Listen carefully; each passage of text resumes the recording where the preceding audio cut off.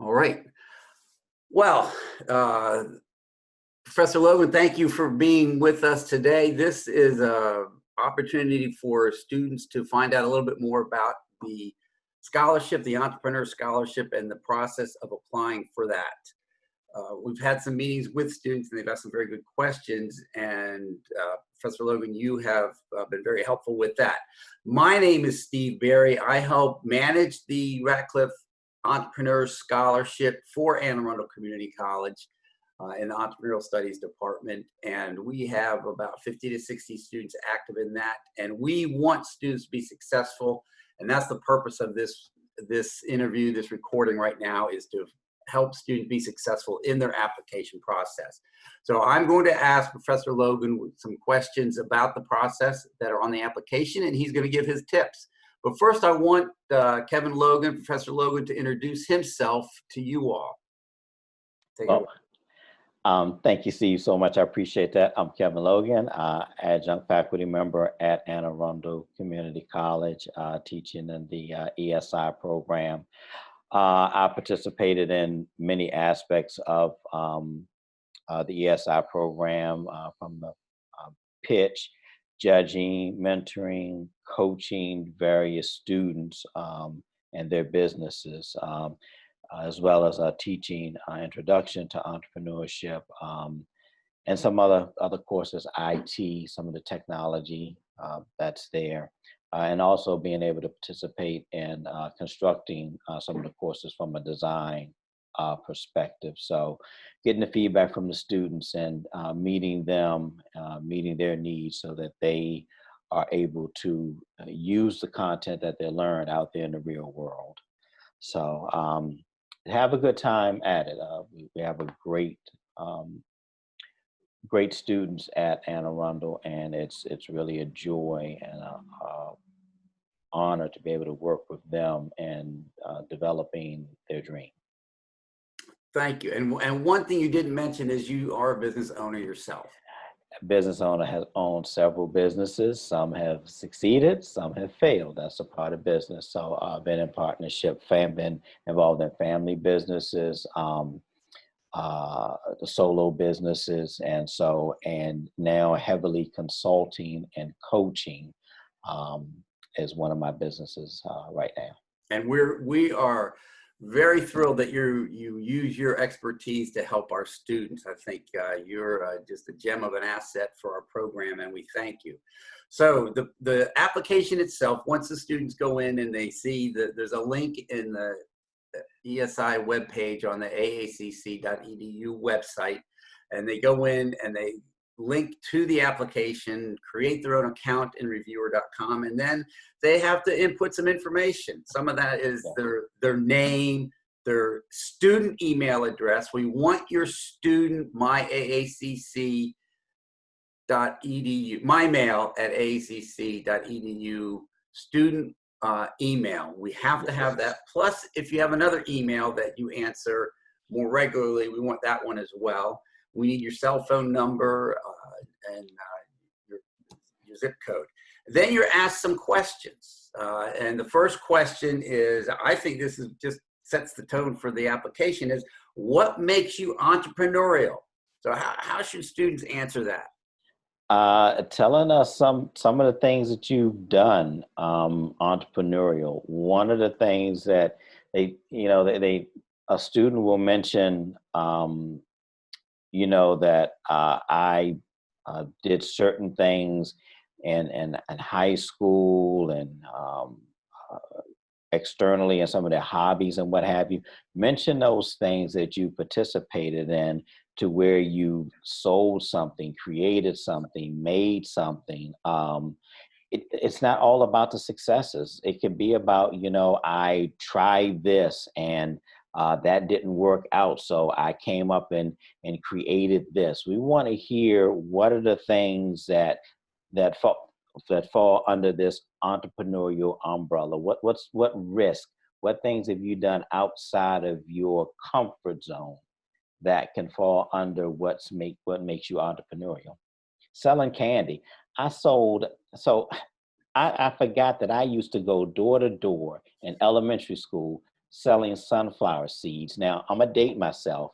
This is back when you used to get magazines at the house and you could cut out in the back and you mailed it in and they would send you the product. And I went around the houses. At the time, I lived in an apartment going door to door, knock, would you buy these particular seeds of flowers? And of course, the picture was all, radiant of what you would get. Now, did that actually happen? I have no idea because I never went back to those clients, to be honest with you. I just want enough money to either, go do whatever it is I needed to do. So, so those are the things that we want to hear. Okay. So, hey, did everybody say yes? No. No, you got some no's, didn't you? Get your nose out of the way. I got no thank you, young man. I appreciate it. Don't want it. Don't need it. And so, yes. So get the nose out of the way and keep on going. All right, good. All right. Second question they're asked to answer, and this is a brief one. It's just, what industry are you planning to go into? Simple answer, right? Very simple. Look it up. Look up the industry. So when you're doing this right here, and you say, I'm going into cutting grass. Okay, what industry does that fall under? Does it fall under lawn? Does it fall under garden? Does it fall under landscaping? I can get very detailed in this, but just give us the overall arching industry, the umbrella that supports it. And I think you said something very good. You said you could get more specific. And I think that's really what the judges are looking for, is how specific can they be really with all these answers? Yes. So, yeah, I'm glad you said that. Okay, the third question, and I think this is the toughest one in many respects. It's provide a one-sentence overview of your company, product, or idea. Now, I think first explain why one sentence and then say, what are you looking for? So the one sentence goes back to explaining the vision of your company, the mission of your company. Let me help you out here a little bit. Whatever your industry is, whatever other organizations exist, go to their website and look at them before you answer this. We're not looking for a paragraph. You need to be clear and concise with this one sentence and tell us what your product idea is or your service idea. If you're providing a service, great. You don't have a product, that's fine. But tell us in one sentence. At this point, we don't want to hear the long drawn out part of your company. I picked it because of this, that, and the other, and I'm thinking about selling this, and I want to sell that. No, just clear, concise. This right here should align to your vision. And it should make whoever's reading it want to know more, right? Again, this should whet the appetite. Yep. Okay, doing great. Question 4, describe what you're selling and how it will benefit your customers.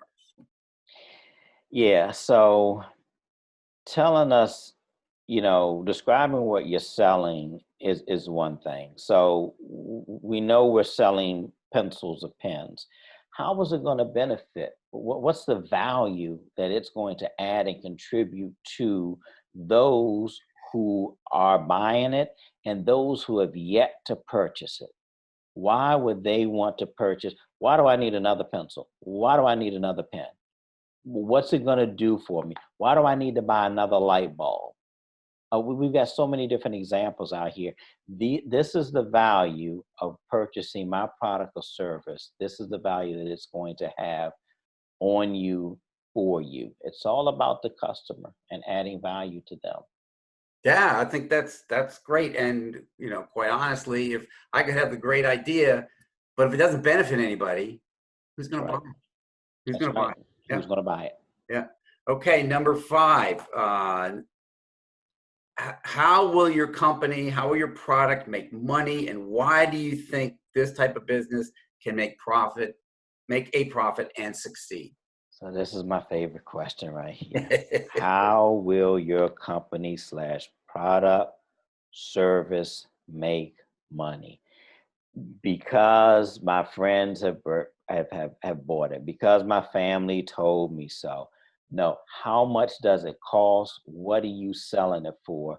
Give some data and some numbers in this particular one. We want to see a profit model. You don't have to, if you got a product or service that's out there and that's making money and you're concerned about, well, don't want to tell people how much, I'm making. You need to know how much you can make. How many widgets do you need to sell to break even? How many hours do you need to put in to break even? Then you'll know whether or not you need to raise your prices, lower your prices. Do you need to work 10 hours out of the day? Do you need to work 14 hours out of the day?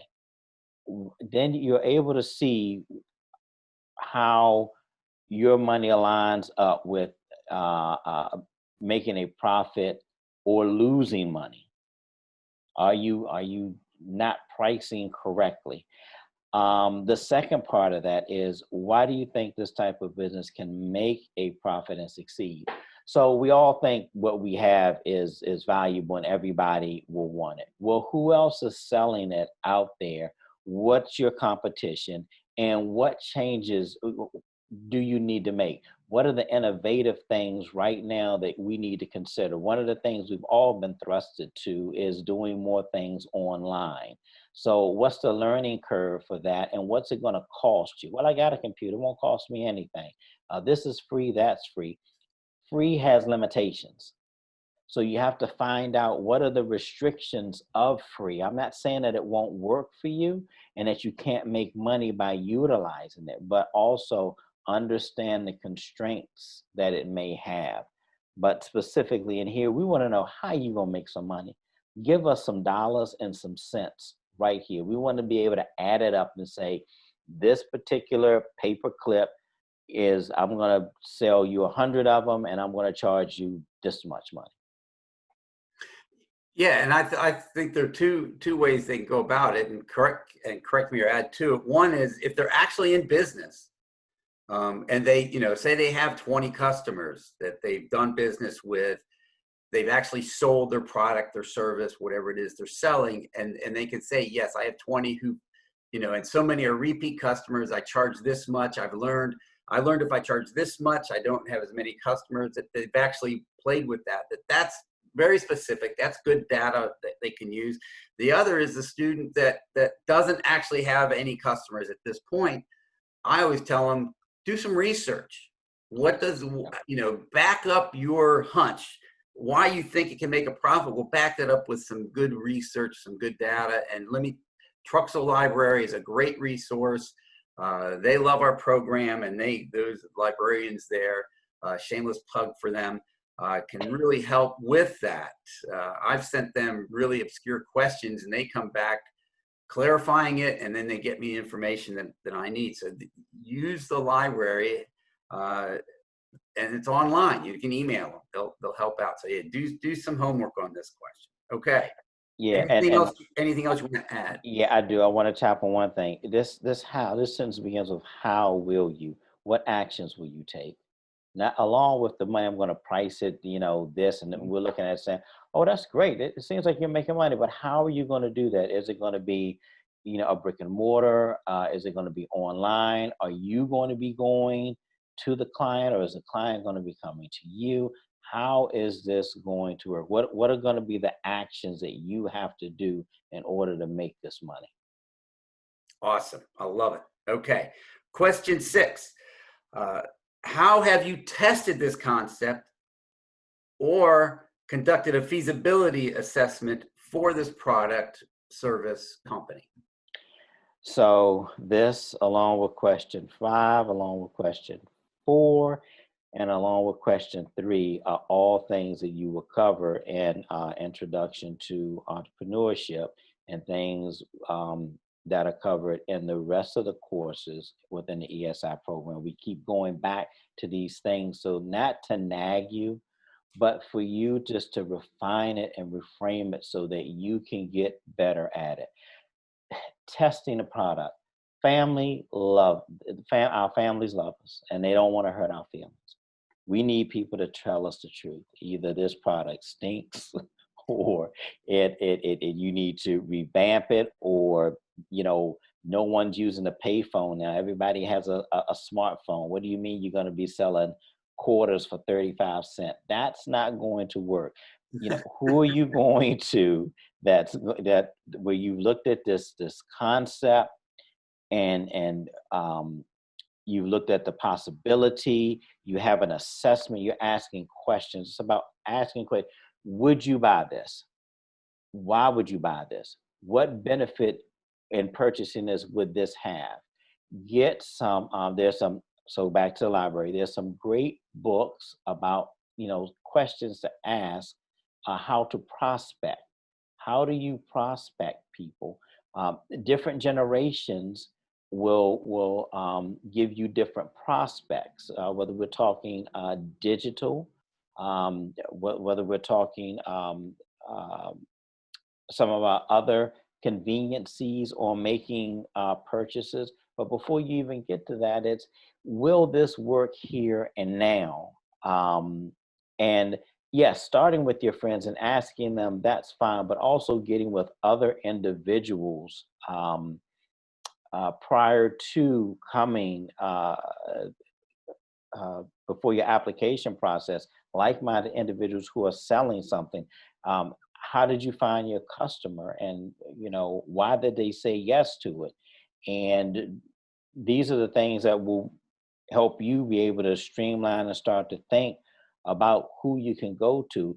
The closest test market isn't always the best test market, which means sometimes we have to extend beyond our comfort zone to other individuals who may not look like us, who may not go to our same school.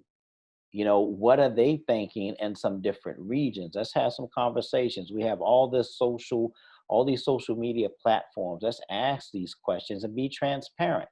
Hey, I'm posed with this question, and so I'm thinking about this. I'd like to ask you this, and see who answers back. Talk to humans, man. Talk to humans. Yes. And I'm glad you mentioned it. The class, the Introduction to Entrepreneurship, that is ESI 103. And if a student gets into this program, they're required to take that class. That's the one class that is a requirement, because it deals with these issues. It digs down and gets the students into the weeds to really struggle and wrestle with these issues, so that they come out with a better product, a better service, and they really, really know what they're doing. So I'm so glad you mentioned that. So students, if you're interested in this, take ESI 103, Introduction to Entrepreneurship. If when you get into this program, you have to take it anyway. So do it and dive in. So those are really the meat of the questions that we just dealt with, the last 3, 4, 5, 6. Now, question 7 is an interesting question. It's a simple question, but we do like to know how students are hearing about us. One, faculty are very important. Faculty, we love to thank them when they support us, when they encourage students to apply for this, but also other students tell students. So question 7, how did you hear about this scholarship? Yeah, that's important, because that tells us about your network as well. And where you were. So did you hear about it on campus from a current professor? Did you hear about it at a particular event? Did you come to one of the meetings in the hatchery that we've had? How did you hear about it? Because then that begins to round your network as individuals that you can then go to as you're developing and standing up this business. Awesome.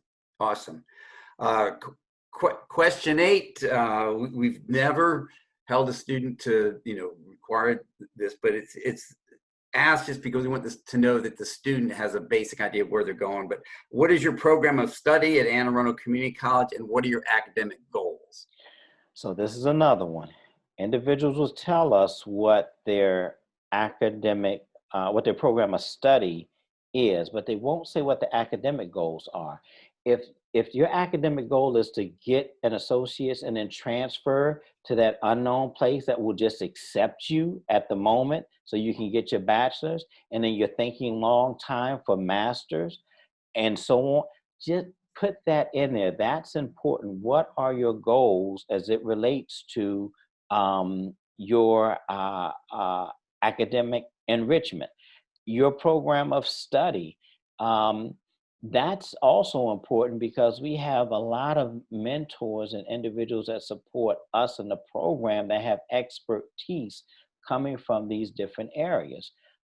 If you're in nursing, that doesn't mean you can't be an entrepreneur.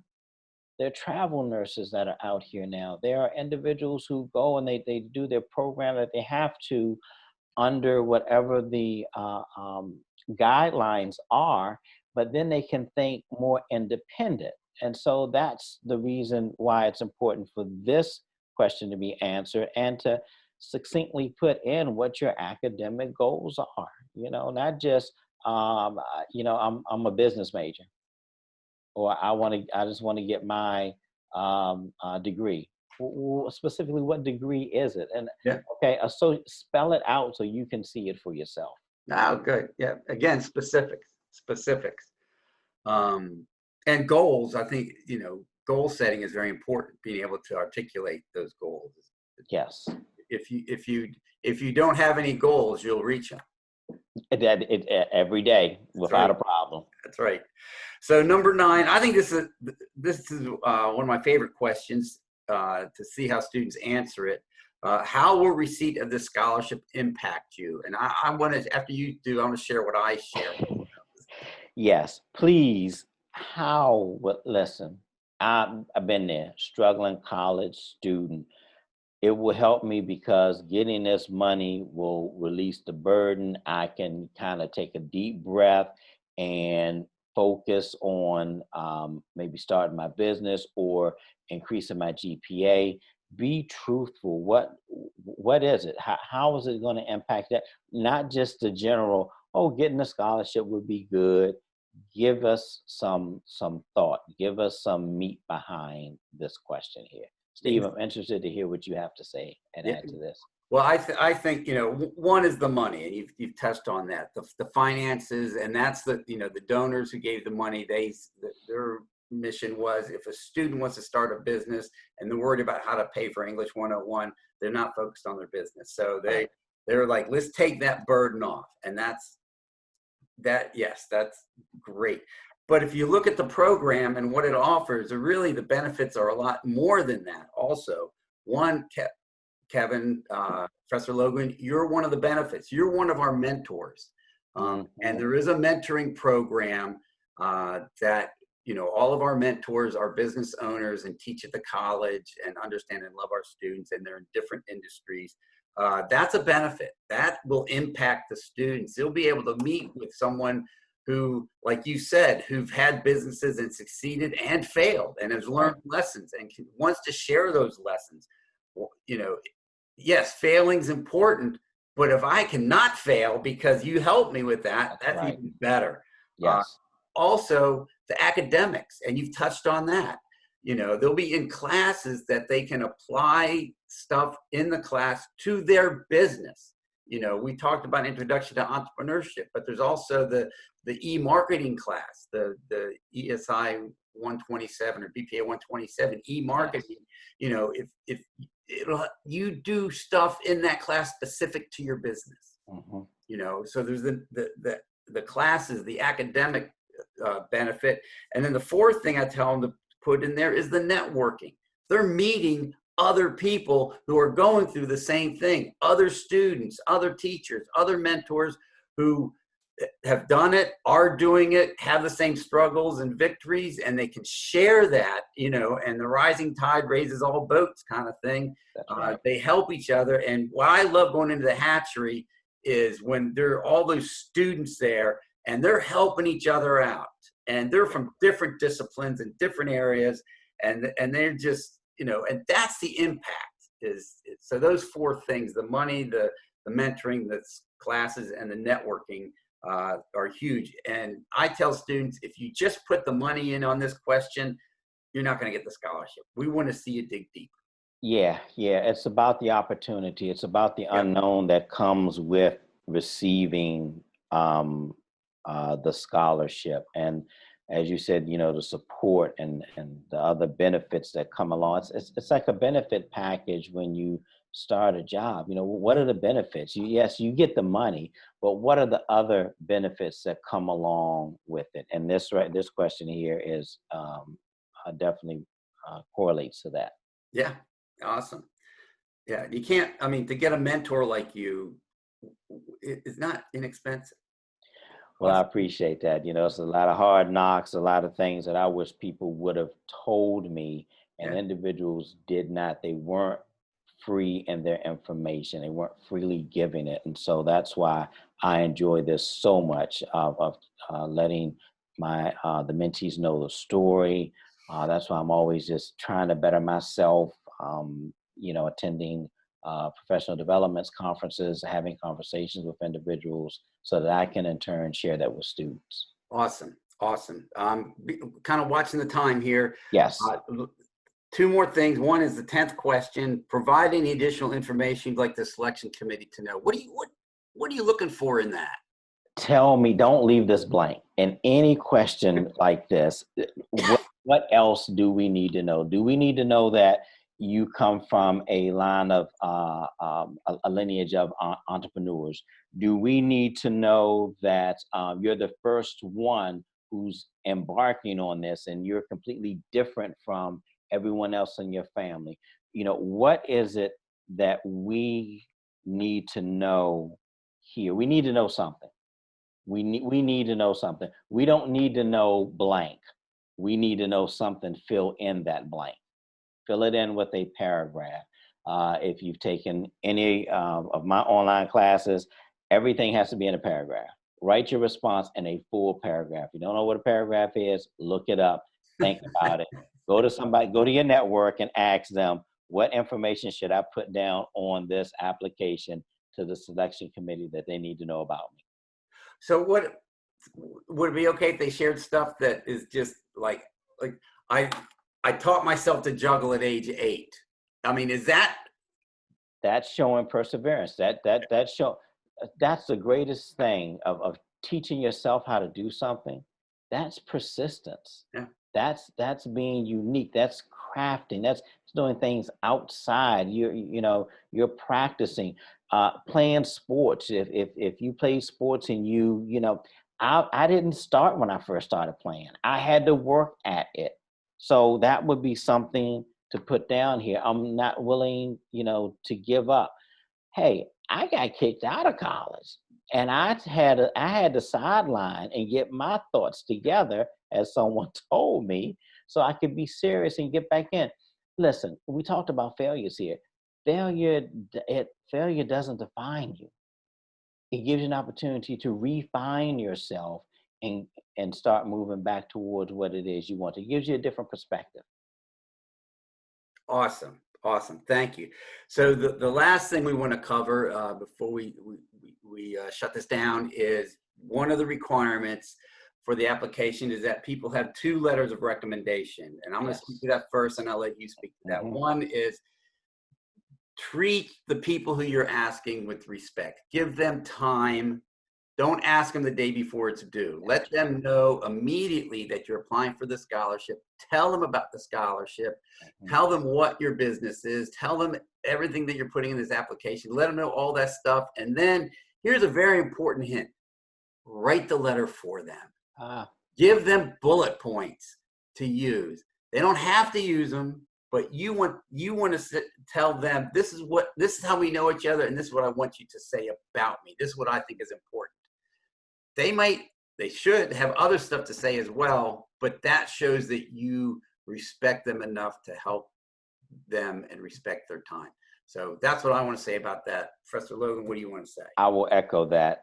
Just give them enough time. People are busy and people do want to help, but understand that they have other things to do too. And so, as much of a priority as writing the letter may be, the more help you give them in writing it, the better it will be. So, that being said, this is part of your network as well. Who can you go to that will be willing to write a letter. Some people don't want to write a letter because they really don't want to say the things that they really feel. A letter of a recommendation is recommending you to this. And so they need to have something good to say. You may think that everything they need to say is good, but it very well may not be. So um, give some time, give those nice bullets, as Professor Berry just said, and make sure you reach out to multiple individuals, because things do happen in other people's lives. They do. All right. Well, Professor Logan, thank you so much for this. I appreciate your time. I think, our goal is to help our students be successful. This is awesome, incredible information, and it's about 20 minutes long. And I think, most students be able to watch that and glean some great information out of it. And so I personally thank you, and Professor Goldenberg thanks you and the program and all the students that we currently have and yet to enroll in the program. Thank you. Any last words?